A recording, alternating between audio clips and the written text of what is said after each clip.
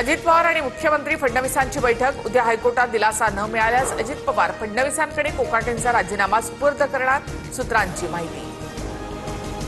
माणिकराव कोकाटेंची खाती काढण्याची मुख्यमंत्र्यांची शिफारस राज्यपालांकडे मान्य, कोकाटेंजवळची खाती अजित पवारांकडे।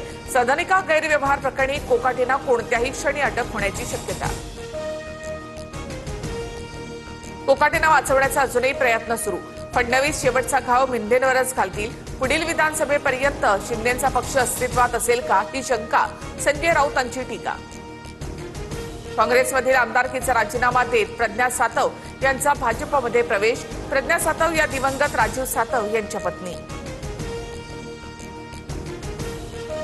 गौरी गर्जे आत्महत्या प्रकरणातील आरोपी पती अनंत गर्जेला न्यायालयीन कोठडी, शिवडी कोर्टामध्ये हजर केल्यानंतर पुन्हा कोठडीमध्ये रवानगी। तपोवनातील 1800 झाडांच्या तोडीविरोधात याचिका, हायकोर्टाची राज्य सरकारसह नाशिक महापालिका आणि वृक्षपाल प्राधिकरणाला नोटीस, 14 जानेवारीपर्यंत उत्तर सादर करण्याचे आदेश। मनरेगाचं नाव आणि स्वरूप बदलणारं बीबीजी रामजी विधेयक लोकसभेत मंजूर, विरोधी खासदारांच्या गोंधळादरम्यान विधेयक पारित, मंत्री शिवराज सिंह चौहान यांच्या अंगावर कागद फेकत विरोधकांकडून निषेध व्यक्त।